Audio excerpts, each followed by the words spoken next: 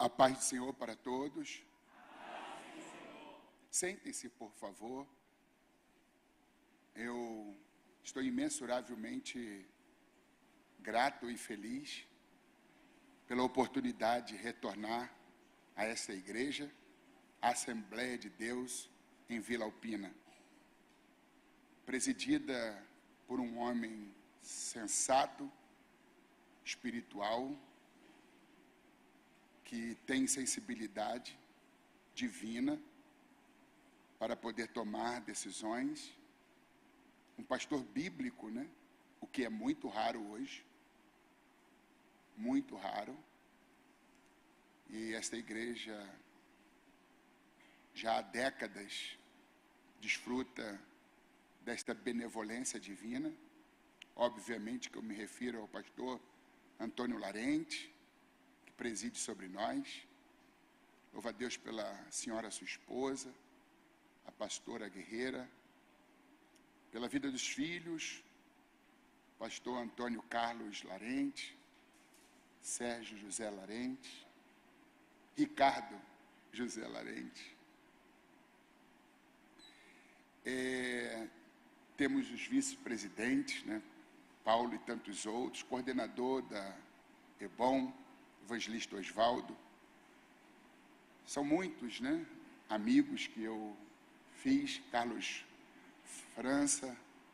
E se a gente fosse citar aqui nossos companheiros, levaria muito tempo.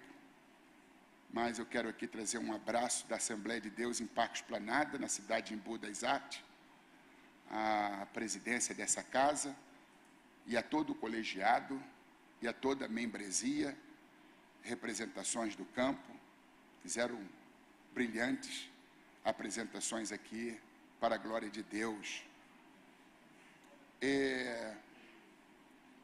Eu li durante essa última semana as duas lições que me foram designadas e me deparei com muita riqueza literária, um material de fato rico, embasado na Bíblia, e um tema muito relevante, a abundância da vida cristã.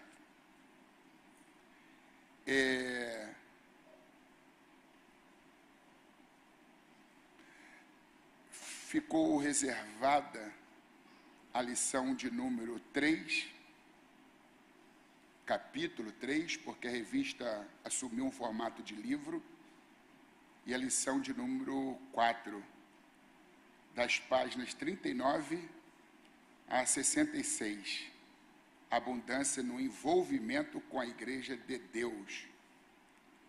Aí, além desta lição, nós temos um assunto correlato, sequencial, a partir da página de número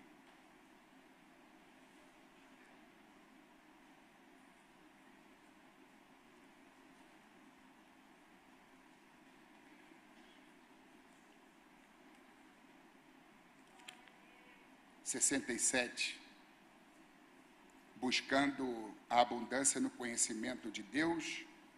Esse é o capítulo 5.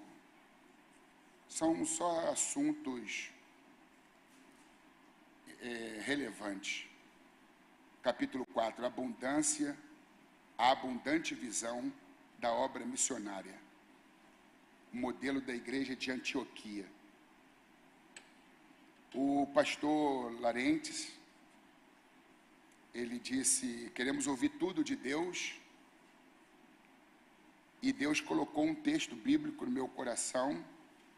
Primeiro ministrou a minha alma, obviamente me preparando para ministrar para vocês. E eu quero me utilizar do conteúdo desta matéria, porém, eu não quero recorrer literalmente à revista hoje, o que normalmente eu não faço. Mas eu quero me reportar aos princípios exarados nessas duas lições que eu os anunciei. Capítulo 3 e capítulo 4, desse material didático.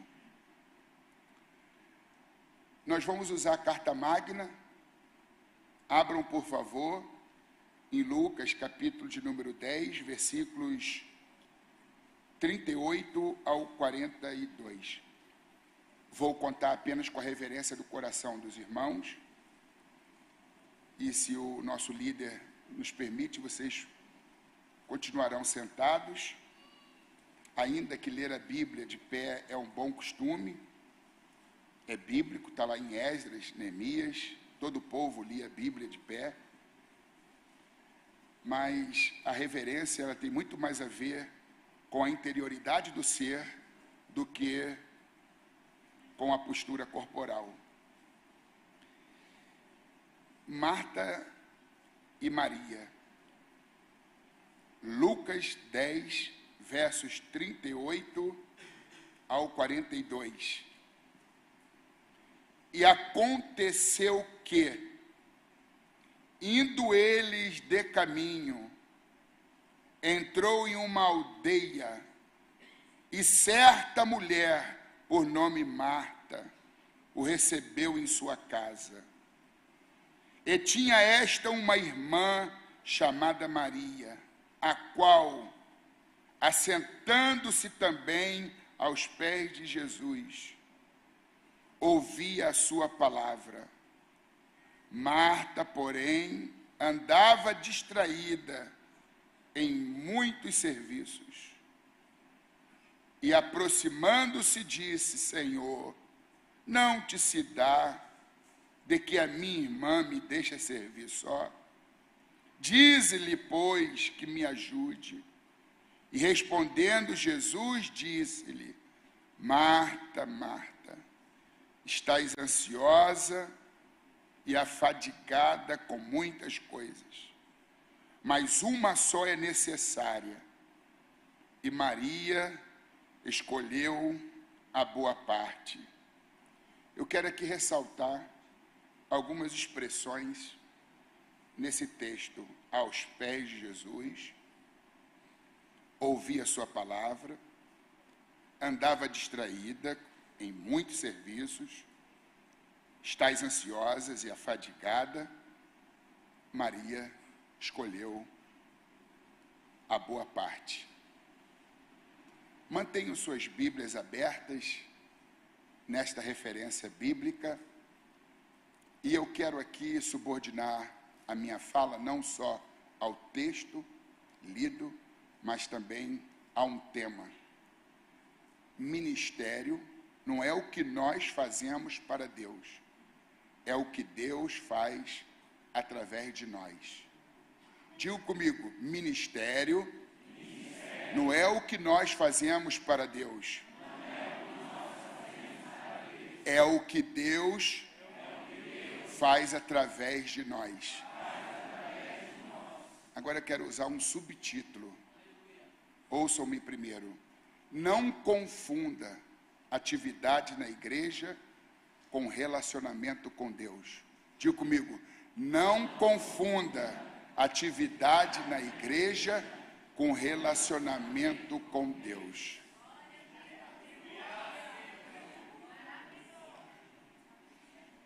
Estamos vivendo uma época de estresse, fadiga, cansaço mórbido e de muitas doenças relacionadas à alma, como crise de ansiedade, a tão conhecida depressão, transtorno de pânico. O mundo está doente, a sociedade está doente, e a igreja adoeceu por conta do seu carreirismo, por conta do seu frenesi, por conta do seu ativismo religioso. Tem-se concebido equivocadamente que servir a obra de Deus é o mesmo que servir ao Deus da obra. lê do engano. Somos chamados para sermos firmes, constantes e sempre abundantes na obra do Senhor. Temos recebido de Deus uma responsabilidade, um chamado, uma vocação. Temos sido capacitados pelo Espírito Santo por meio das suas dádivas, como os dons, tanto ministeriais como serviçais e espirituais. Há de se ter compromisso com a obra de Deus, mas, muito mais ainda, compromisso com Deus da obra. Ministério não é o que nós fazemos para Deus, é o que Deus faz através de nós. Hudson Taylor, um missionário inglês que se dedicou ao povo chinês, que abraçou missões, que respirava missões, ele nos ensina uma importante lição. Quando trabalhamos, nós trabalhamos. Quando oramos, Deus trabalha.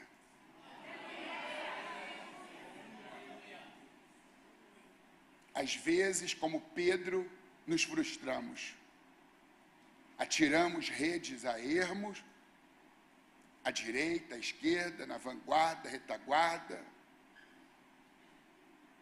Amanhece-se o dia, a gente olha para as redes, só sujidades marítimas, algas marítimas, detritos do mar. Peixe que é bom, nada. Ali estava um perito, ali estava um pescador experiente, que há décadas se dedicava à atividade pesqueira, sabia quando a maré estava ou não para peixe, conhecia os detalhes e tudo que era relacionado a uma pesca bem-sucedida, mas apesar de todos os sinais, apesar de todo o seu profissionalismo, ele passou a noite toda suando e, ao amanhecer o dia, percebeu que não valia mais a pena tentar, levou seu barco até a praia, o ancorou, desceu, como um pescador zeloso cuidava muito bem da sua ferramenta de trabalho, estava lá costurando as redes, lavando as redes, quando de repente Jesus chega e diz: faz o mar alto, ou seja, põe essa rede dentro do barco, suba outra vez para o barco, vamos pescar. Talvez com muita desconfiança, olhou para Jesus, o mediu de cima e embaixo e disse: ele entende de ressuscitar mortos, limpar os leprosos, curar os enfermos, mas de pesca quem entende sou eu. Mas é Jesus que está mandando. Este horário não é um bom horário para pescar. Mas se ele está falando, Pedro obedeceu. Foi para o meio do mar e Jesus disse: lançai a rede. Porque tu mandas, eu lançarei a rede. Foram tantos os peixes que ele se viu obrigado a ter que acenar para os seus companheiros que estavam num outro barco. Eles vieram, meteram a mão na mesma rede, unindo forças, puxaram-na até para dentro do barco, e ambos ficaram tão abarrotados que quase foram a pique. A pesca se chama a pesca maravilhosa, não porque Pedro era um profissional era um bom pescador, mas porque Cristo era um bom instrutor. Mas quando a gente crê muito no nosso potencial humano, no nosso carreirismo, profissionalismo, quando a gente se torna alguém que domina a técnica, não abre espaço para consultar a Deus, para se prostrar diante de Deus. No reino de Deus não há espaço para profissionais, só para amadores. Só para quem ora e confia na intervenção de Deus e não na capacidade humana.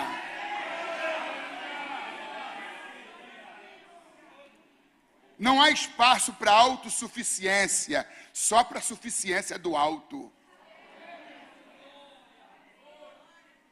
Agora a gente está diante de duas mulheres. Falei um pouquinho de Pedro, agora eu quero focar duas figuras femininas. Marta e Maria. E aconteceu que, indo eles de caminho, entrou em uma aldeia e certa mulher, por nome Marta, o recebeu em sua casa. Que privilégio! Jesus outra vez visita Betânia, onde residia uma família constituída de 3 irmãos, Lázaro, Marta e Maria. O texto não faz menção de Lázaro, mas ressalta as duas figuras femininas, Marta e Maria. Marta é que vai receber a Jesus e os seus discípulos, Cristo e a sua comitiva. Ela os saúda, ela os convida a entrar e deixa Jesus na sala, porque acha muito mais interessante cumprir a sua agenda do que a agenda de Deus.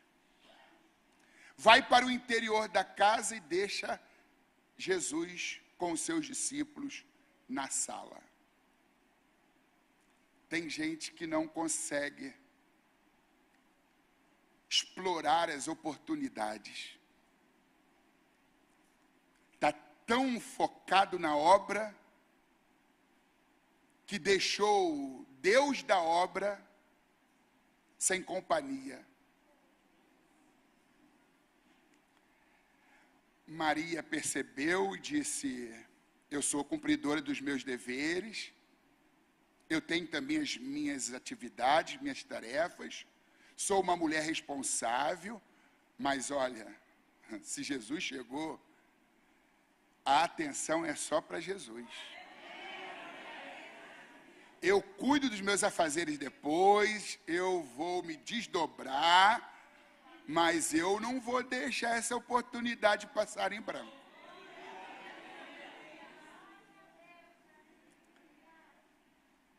Ela foi e se assentou no lugar mais alto, aos pés de Jesus. Se você procura lugares altos, eis aqui o exemplo.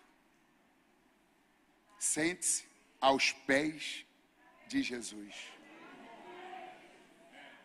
Ali ela estava descendentando sua sede, desfomentando a sua fome, se abeberando, bebericando, comendo, mastigando, se deleitando, se deliciando de cada palavra.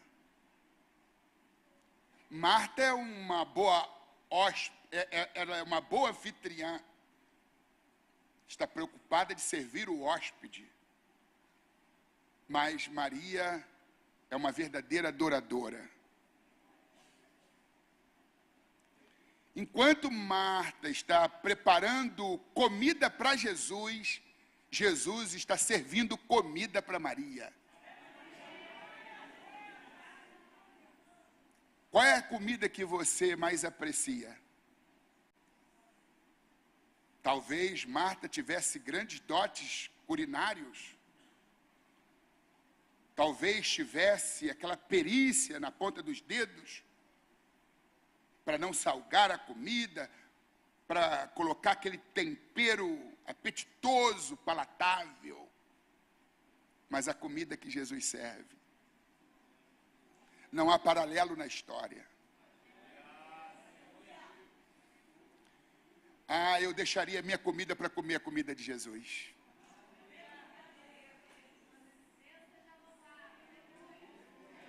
Está faltando discernimento.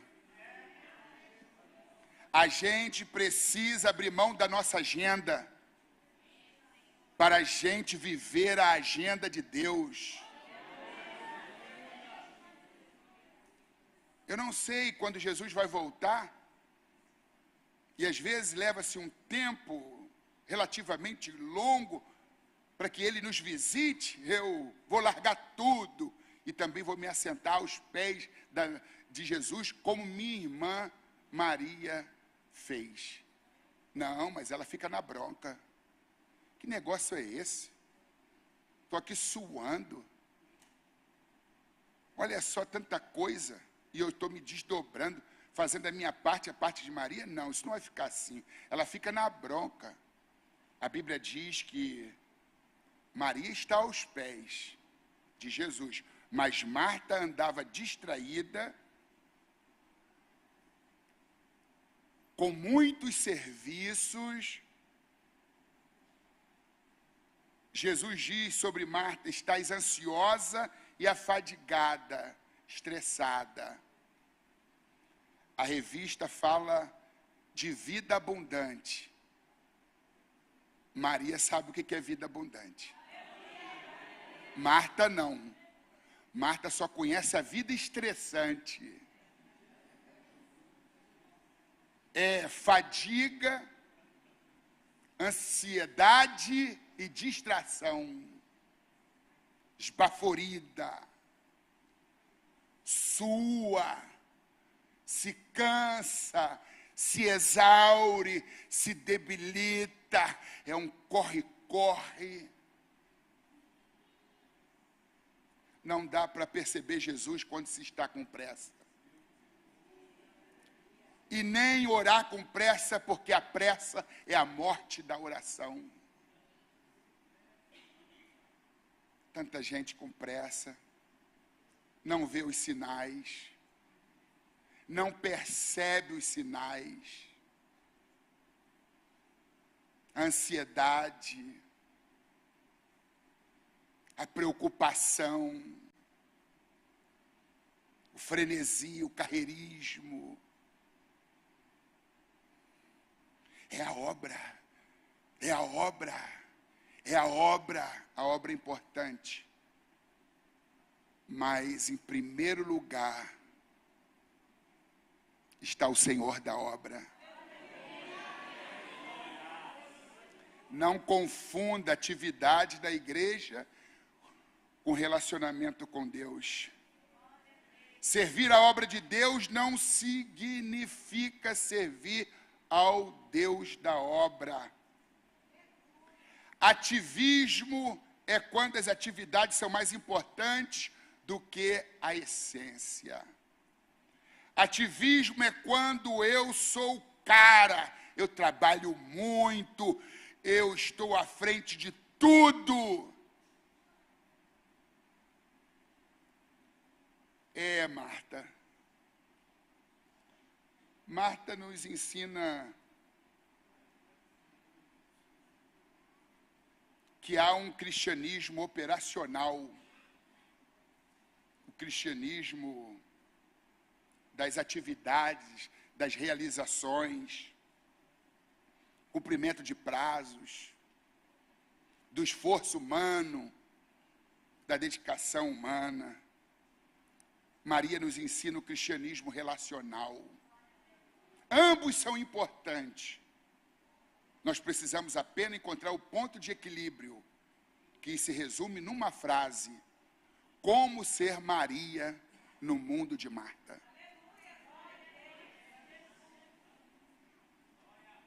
Não podemos nos amoldar a esse perfil de Marta. Precisamos de quem usa avental, arregaça as mangas, sua, Mas, ainda que Marta tenha escolhido algo bom, Maria escolheu algo melhor. E o bom, muitas vezes, é inimigo do ótimo. Diga comigo, o bom é inimigo do ótimo. É possível ser muito ativo no serviço de Cristo e ainda assim esquecer de amá-lo. Trabalhe, sue, se dedique às atividades, mas não abra mão da oração. Ore quando você estiver com vontade de orar. Ore quando você não tiver vontade de orar. Ore até você ter vontade de orar.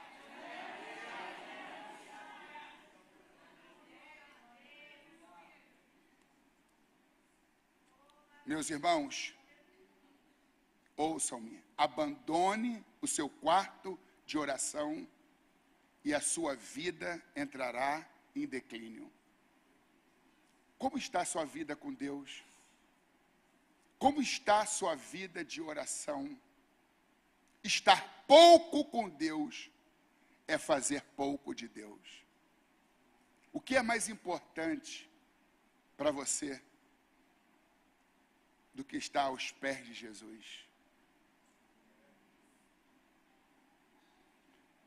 A obra de Deus é dedicar tempo à vida devocional, à oração e à meditação. Cuidado para você não se encher de trabalho e esvaziar-se de Deus. O estresse, o cansaço, a fadiga extrema, a crise de ansiedade, são frutos de uma vida frenética, de uma vida sem pausa.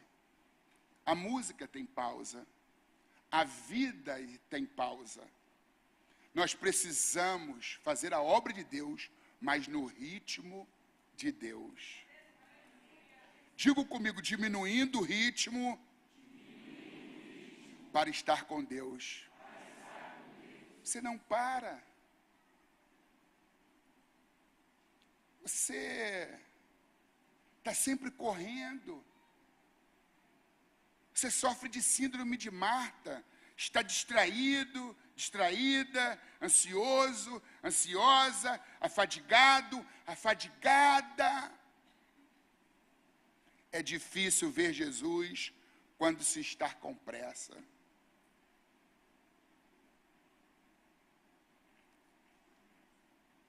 É muito difícil. Quando trabalhamos, nós trabalhamos. Quando oramos, Deus trabalha.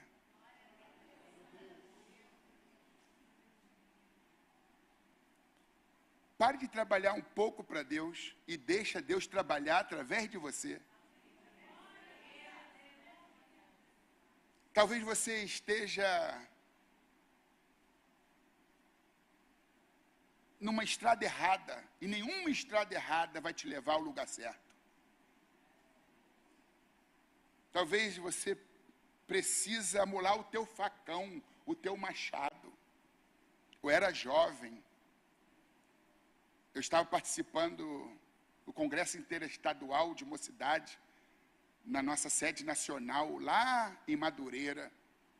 O pregador era o pastor Nilson do Amaral Fanini, que me parece que nasceu em 1921 e morreu em 2009, exatamente um ano da minha transferência do Rio de Janeiro, minha terra natal, para São Paulo. Então, pastor da primeira igreja batista de Niterói, uma linda e suntuosa igreja. À época, presidente da Convenção Batista Brasileira. E ele falou de dois boias frias, um ancião e um jovem. Um ancião muito experiente, E o jovem boia fria, muito eufórico, afoito, atrevido, chamou o ancião e disse assim: olha, já estamos trabalhando há meses juntos, mas amanhã nós vamos fazer o seguinte: nós vamos trabalhar com afinco, mas vamos ver se no final do dia quem supera quem corta mais cana. E o ancião aqueceu com a cabeça e diz: seja como você está propondo. A cada meia hora, aquele ancião entrava num barraquinho, no meio do canavial,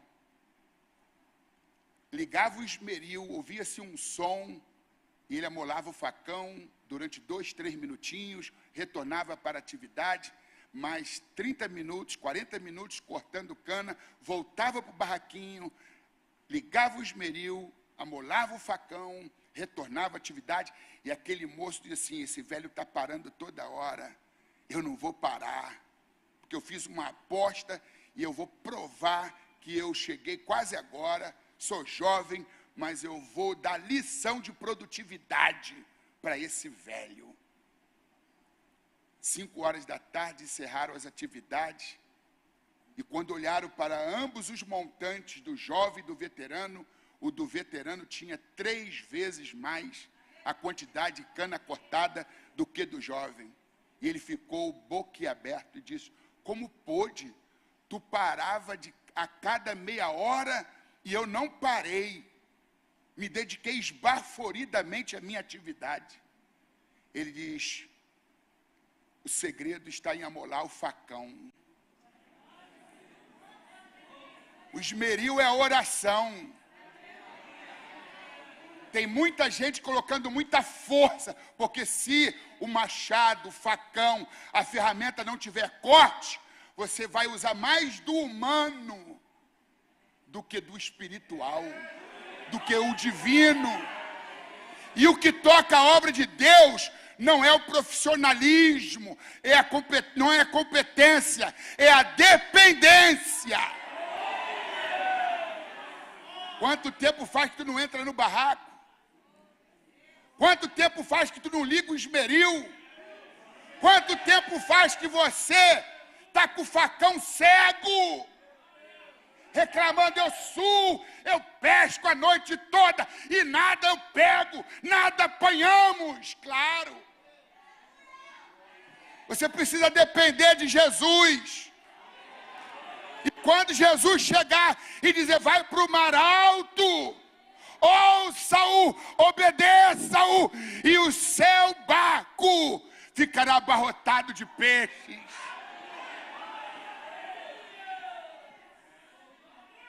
Mas você confia no teu taco, no teu diploma, na tua experiência, no teu anel.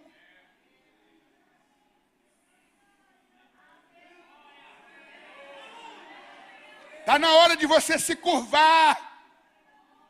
Está na hora de você deixar o interior da casa, deixar um pouco a cozinha, para comer o que Jesus está servindo a Maria. Não troque o lugar mais alto, que é os pés de Jesus, por nada. O ser humano vive a embriaguez do trabalho. Já dizia Viktor Frankl, neuropsiquiatra austríaco. O ser humano vive a embriaguez do trabalho. Ministério não é o que fazemos para Deus, é o que Deus faz através de nós. Não confunda atividade na igreja com relacionamento com Deus. Participar de ensaio é fundamental. Participar das atividades eclesiásticas é fundamental. Eu não estou dizendo que você não deva evangelizar, se envolver com missões, com um ciclo de alguma atividade social na igreja. Eu estou dizendo que o mais importante é buscar a Deus, o seu reino, e todas as outras coisas vão fluir, vão acontecer.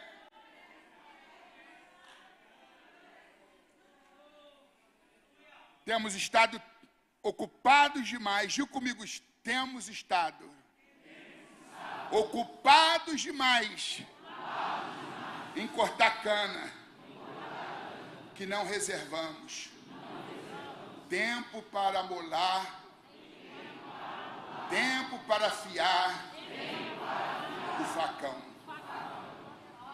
Como está o teu facão? Está embotado? Está cego? Está sem corte? Está adiantando suar tanto? Acordar cedo e dormir tarde? Olha só, está suando e a produção ínfima. Está frustrado, né? Muito esforço, nenhum resultado. Quer resultado? Vai para o lugar mais alto. Troque a tua vida estressante por uma vida abundante.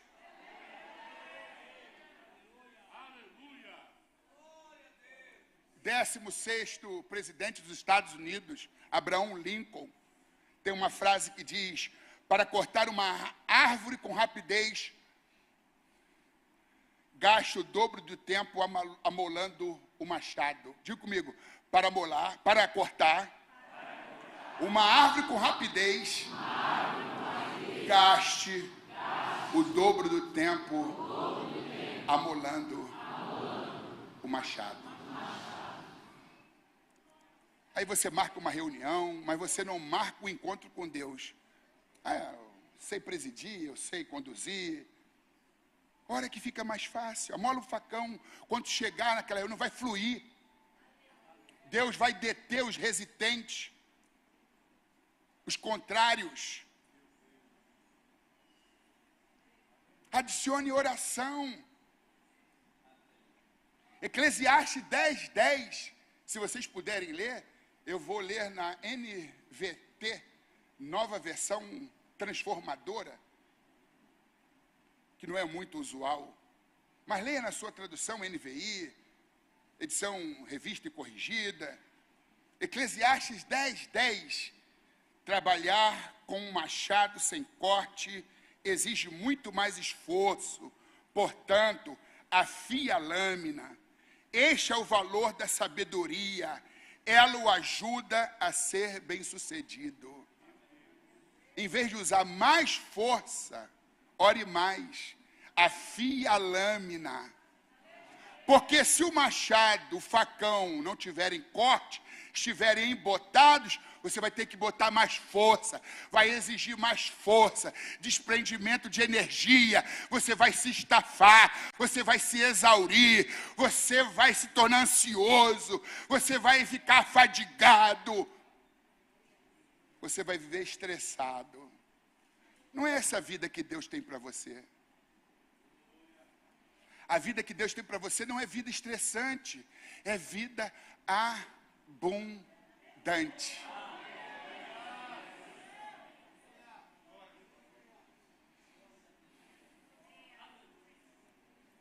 Crie um planejamento sustentável. Diga comigo, crie um planejamento sustentável.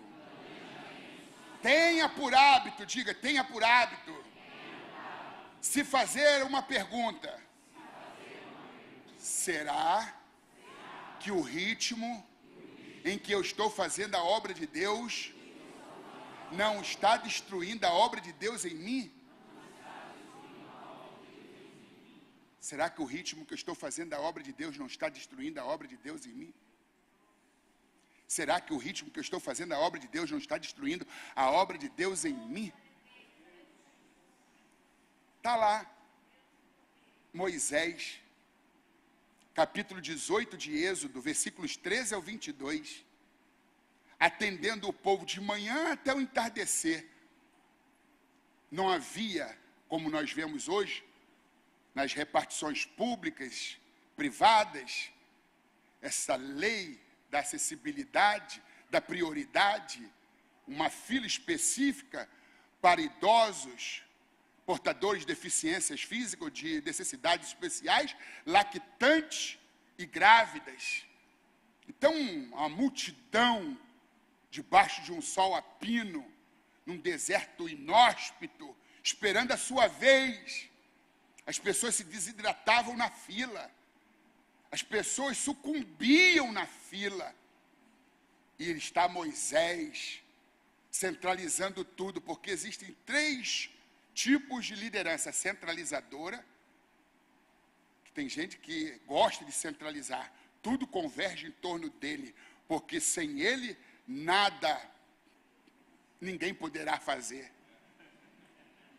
É a síndrome do Messias, é o messianismo paraguaio. Cuidado. Aí existe aquele que delega, que é a forma correta. Tem que delegar, porque é melhor colocar 10 homens para trabalhar do que tentar fazer o trabalho de 10 homens. E existe o delargar, centralizar, delegar e delargar. Delargar não tem competência, não tem experiência, não tem caráter, mas eu empurro tudo com a barriga, então apareceu esse aí, vai ele mesmo. Delargar. Maldito aquele que fizer a obra do Senhor relaxadamente. 2 extremos, centralizar e delargar. Largar de mão. Delargar é um neologismo, não é uma palavra que existe na língua portuguesa. Mas ela já está em curso há alguns anos, de forma extraoficial. Aí está Moisés cansado, já não comparece em casa, na casa de Zípora, há muito tempo. Os filhos já não veem papai. A mulher se tornou viúva de um marido vivo e os filhos órfãos de pai vivo. O carreirismo, as demandas do ministério, é a obra de Deus, é a obra de Deus, é a obra de Deus. Aí quem aparece? O sogrão. O sogrão aparece, Jetro, e diz: o que é isso aí? É porque o povo vem a mim, e eu atendo de manhã até o pôr do sol.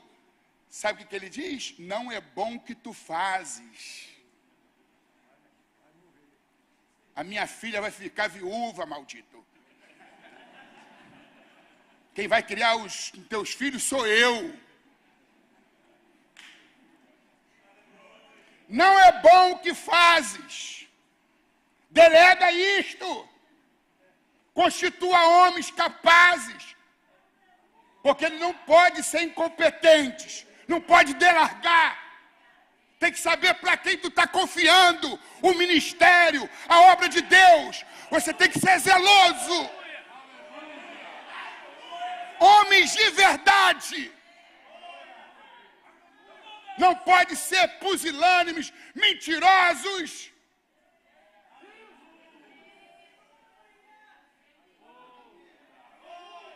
E não podem ser ávaros, avarentos, mesquinhos, porque aquele que faz a obra de Deus por dinheiro, cedo ou tarde, servirá a Satanás por um salário maior.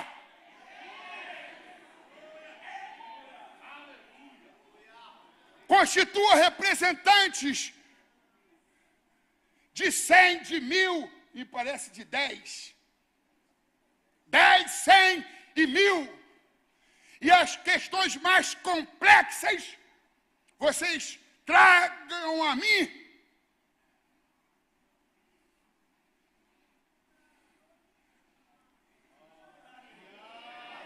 Deus não quer você afadigado. Você precisa diminuir o ritmo. Você precisa caminhar no ritmo de Deus, na direção de Deus.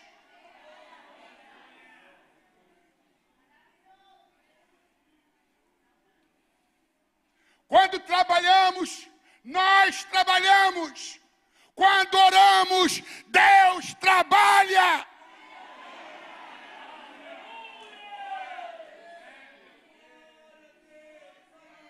A vida de Marta era uma vida ativa.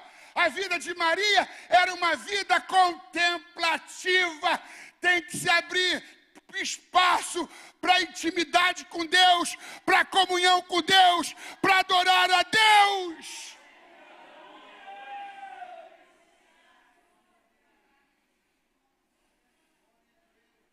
Não sois máquinas, homem és que sois. Já dizia Charles Darwin.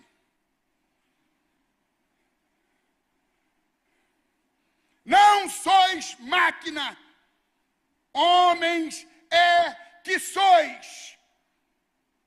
Foi o que, em outras palavras, Jetro disse para o seu genro. Tu não é máquina não, rapaz. Você precisa repor as energias através de um sono reparador. Você precisa ter tempo para almoçar. Você precisa ter um tempo para você, um tempo para Deus.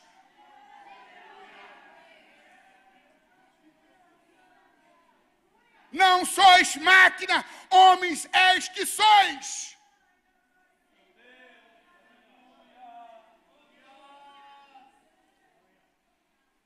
Na Escócia surgiu, no século XIX, um jovem com um futuro promissor chamado Robert Murray McCain, nascido em 1813. Aos 22 anos, foi ordenado ao pastorado. E ele então colocou no coração evangelizar todo o seu país. A Escócia não é um país grande, mas é uma tarefa hercúlea para uma única pessoa. E ele diz, eu vou evangelizar todo o meu país. E ele não se preocupou em manter o seu corpo saudável, em se alimentar, dormir, e viveu nesse frenesi. E não percebeu que o seu corpo estava se desidratando, se debilitando, com déficit de nutrientes, proteínas e vitaminas. Em 1843, faltando poucos meses para completar 30 anos, com o corpo tão vulnerável, contraiu tifo e ficou com a voz embargada e chorosa, quando visitado por um grande amigo, ele disse para o seu companheiro, Deus me deu um cavalo e uma mensagem. Eu matei o cavalo, e agora o que fazer com a mensagem? Usando de uma figura de linguagem, ele dizia, Deus me deu um cavalo, me deu um vigor físico, saúde, ele me deu garra, mas eu me descuidei, eu não cuidei do templo do Espírito. Me exauri, me debilitei. E na minha vulnerabilidade, eu adoeci, e como não bastasse, contraí tifo. Era difícil alguém sobreviver no século XIX dessa doença. Deus me deu um cavalo e uma mensagem. Eu matei o cavalo. Marta estava matando o cavalo. E quantos não estão matando o cavalo? Aos 29 anos, entrou em coma e logo veio a óbito. E a obra ficou para outro fazer. Ir para o céu é a coisa mais linda do planeta, mas não vai antes da hora não, espera a tua vez. Para de ser apressado, apressadinho. Está cometendo suicídio lento e não está percebendo. Está lá nas páginas do Novo Testamento, Epafrodito. Filipenses 2, 25 ao 30. para suprir a falta do vosso serviço. Ou seja, muitos filipenses estavam na retranca, de braços cruzados. E Epafrodito tinha uma filosofia: sofra o homem, mas não sofra a obra. A Bíblia diz: tudo quanto vier à tua mão para fazer, faze-o conforme as tuas forças. A Bíblia não está dizendo, faça além das tuas forças. Faça conforme as tuas forças, e não além das tuas forças. Porque para a sepultura para onde tu vai, não há obra, nem trabalho, nem ciência, nem indústria e nem sabedoria alguma. Do berço ao túmulo, aproveite o intervalo. Somos todos cadáveres adiados. Um dia seremos propriamente um cadáver, mas não precisa antecipar e nem furar fila.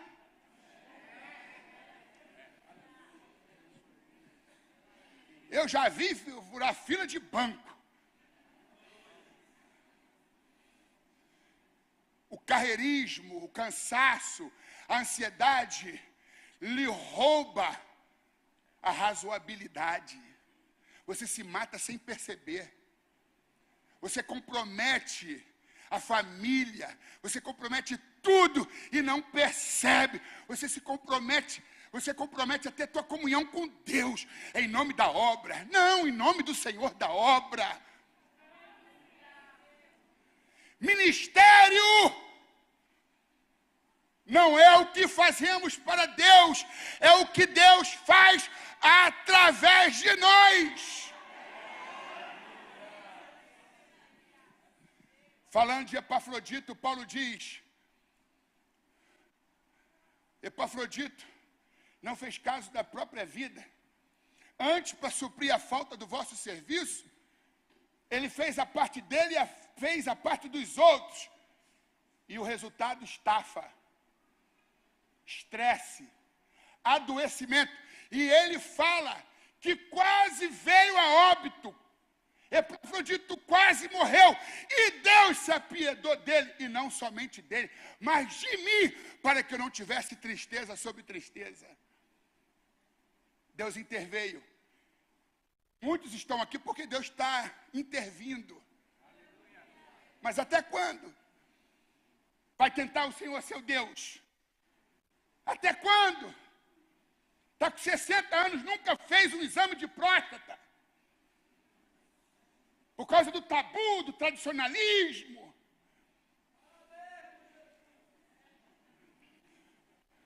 Se você não tem tempo para cuidar da sua saúde, vai ter que arrumar tempo para cuidar da tua doença. Se você não tem tempo para cuidar da sua saúde, vai ter que arrumar tempo para cuidar da tua doença. Põe o pé no freio, diminuindo o ritmo para estar com Deus. Maria não era preguiçosa, não. Marta ficou na bronca e diz: não é possível, ela não chega, eu vou dar meu jeito. Foi lá e deu uma bronca. Ô, Jesus, minha irmã me deixa trabalhar sozinha. Dá um puxão de orelha em Maria, dá um cutucão em Maria, repreende Maria. Ele diz: não, ela escolheu a boa parte. Parabéns pelo seu zelo, pela preocupação em me servir. Mas olha, o que eu estou servindo aqui é melhor o que tu está preparando lá. Venha para cá. Maria não vai sair daqui. Por que você não sai de lá e se sente ao lado de Maria? Como ser Maria no mundo de Marta? No mundo do ativismo religioso, no mundo do carreirismo, no mundo da pressa, da impaciência, da ganância, da busca pela estabilidade. Estabilidade. um pai ausente, que tenta suprir sua ausência com presente. O maior presente para os teus filhos é a tua presença. Vida estressante, vida estressante, vida estressante. Assim eu me sinto vivo. Não, assim você está apressando o dia da tua morte. Grande parte da atividade de muito obreiro cristão é o túmulo de sua vida espiritual. Volto a dizer, crie um planejamento sustentável. Diminua o ritmo para estar com Deus. É melhor colocar 10 homens para trabalhar do que tentar fazer o trabalho de 10 homens. Amole o seu facão. Amole o teu machado. Não vai precisar botar mais força. Não vai vulnerabilizar teu corpo. Não vai ser preciso debilitar seu organismo. Há um tempo determinado por Deus para todas as coisas.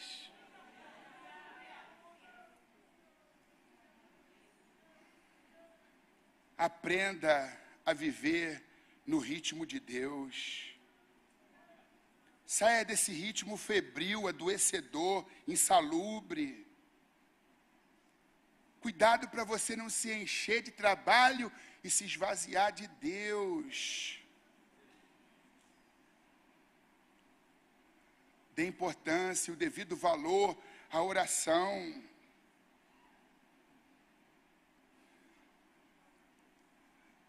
Busque ter uma vida mais contemplativa do que uma vida ativa. Abrace o cristianismo relacional, contemplativo, e põe o pé no freio desse cristianismo operacional. Ministério não é o que nós fazemos para Deus, é o que Deus faz através de nós. Estou aqui para te dizer, não é bom o que tu fazes. Diminuindo o ritmo para estar com Deus. Tudo flui, tudo acontece. Tudo fica bem encaminhado quando a gente passa um tempo aos pés do Senhor Jesus.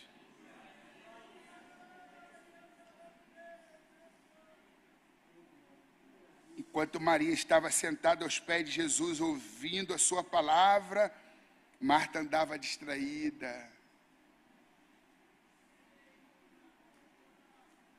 Não soube dar a devida importância, o devido valor à visita. Ainda que estivesse bem intencionada, mas a atenção é tudo. E era tudo que Jesus queria de Marta. Não era um jantar, não era um almoço, era a sua atenção. Mas você pensa que servir a obra de Deus é o mesmo que servir ao Deus da obra. Você confunde atividade na igreja com relacionamento com Deus. E que essa mensagem sirva para desmistificar esse equívoco, essa ilusão. E o texto prossegue, que Marta, porém, andava distraída e com muitos serviços. Que tal você desacelerar? Que tal você cuidar do teu cavalo? Que tal você só partir no tempo predeterminado por Deus? Oh, meu irmão, oh, minha irmã, sossega o teu coração.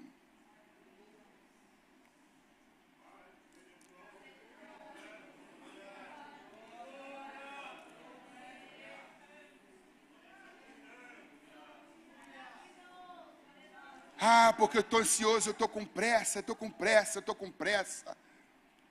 Há um tempo determinado por Deus para todas as coisas debaixo do sol. Está lá, aqui em Eclesiastes capítulo 11, versículo de número 9 e 11. Quero ler aqui para você. Eclesiastes 9 e 11.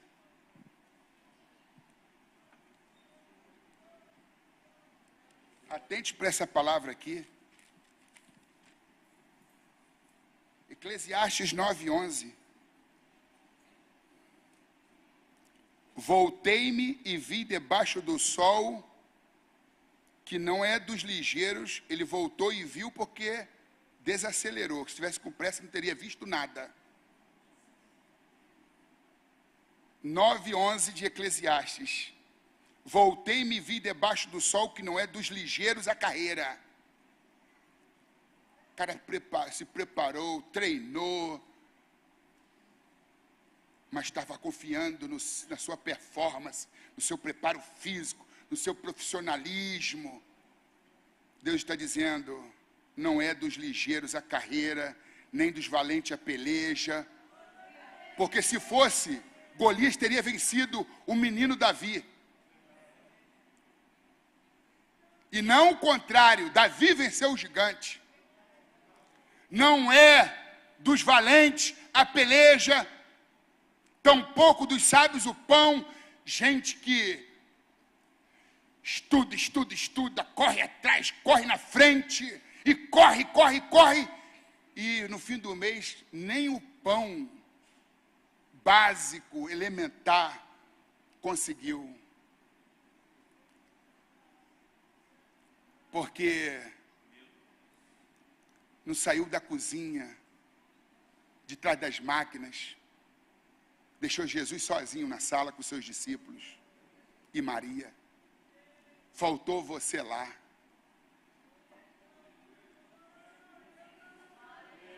Nem ainda dos prudentes a riqueza. Gente previdente, que não larga a máquina calculadora, não, tudo é matematicamente calculado. E a fé? Não tem espaço para fé? Se Deus criar o chão, eu ponho o pé. Porque matemática é uma ciência exata, eu não vou arriscar. Que não arrisca nada, acaba arriscando tudo. Deus trabalha diferente. Põe o pé e eu crio o chão. Mas você é todo precavido, todo moldado, robotizado. Está na tua caixinha.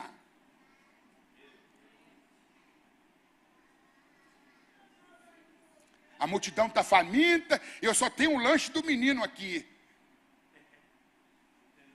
Na tua mão é um lanchinho, é uma marmita. Na mão de Jesus dá para alimentar uma multidão. E dá para sobrar 12 cestos cheios. Mas tudo fica na tua mão. Você tem o controle. Basta um simples terremoto debaixo dos nossos pés para que a gente saiba que não temos controle sobre nada.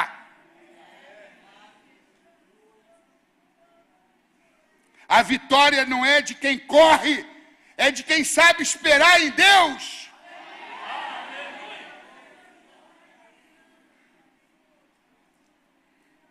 Não é dos ligeiros, dos rápidos e ágeis.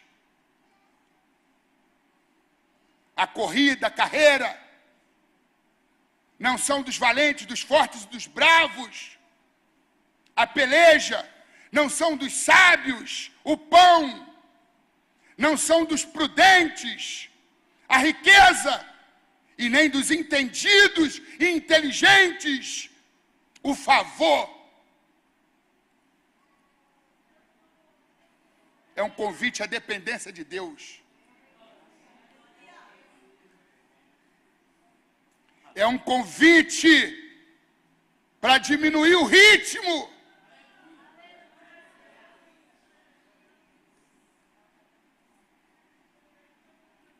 Aleluias.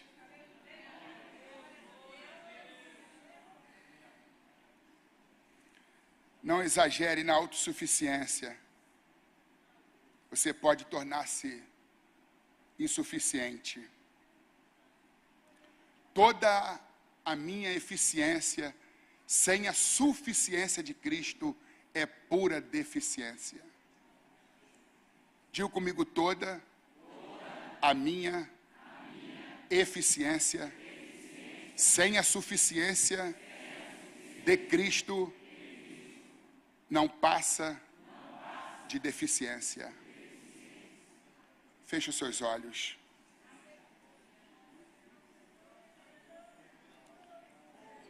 Querido Deus, essa foi a instrução que eu recebi para falar só essas palavras. Que o teu Espírito se aproprie de tudo aquilo que foi falado e começa a criar novos hábitos e jogar os hábitos nocivos, autodestrutivos por terra. Dê vida longa a esses pastores. Dê vida longa a esses obreiros. Dê vida longa e saúde a esses homens. Visita todas as mulheres desse ambiente. Toda doença na corrente sanguínea, no epófise, no cérebro, na espinha, na estrutura óssea, baço, fígado, rins, pulmões, tireoide, todo mal, joga por terra agora, Senhor. Fecha a sepultura, Senhor. Dê livramento de morte, Senhor. Prolongue os nossos dias. Visita-nos com avivamento. Adestra as nossas mãos para o combate. Mas primeiro fortaleça os nossos joelhos, porque queremos viver na Tua presença. Ó Deus, joelhos firmes, fortes. Queremos cuidar da nossa vida espiritual, Senhor. Da nossa vida contigo. Da nossa vida de oração. Porque se o machado, o facão, estiver sem corte, embotado, cego, teremos que desprender mais energia e colocar mais força. Mas se tiver com a lâmina afiada, o trabalho vai fluir. O trabalho vai acontecer. Ministério, aleluia, aleluia. É a gente permitir que o Senhor faça a Tua obra através de nós. E não o contrário. Oh Deus, dê consciência à Tua igreja. Oh Deus, dê sabedoria aos Teus servos. Joga a impaciência por terra, a ansiedade por terra, os transtornos de pânico por terra. Traga saúde, saúde, saúde mental, saúde emocional, saúde espiritual, saúde física para o teu povo. Receba saúde, receba saúde, receba vida abundante, receba vida abundante, receba vida abundante. Você pode aplaudir a Jesus?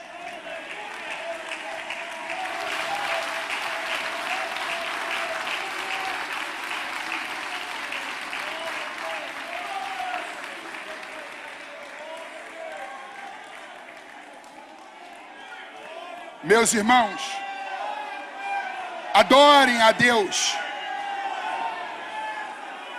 Alama saio, raio, saio. Delebando como a suniaio, saio. Receba vida abundante. Receba vida abundante.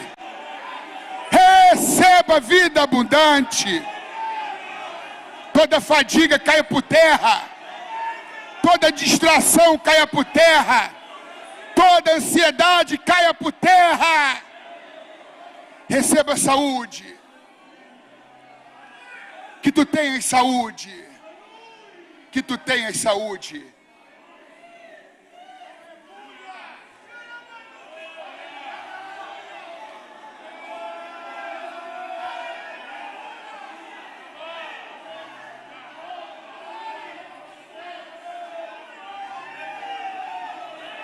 Oh, aleluias.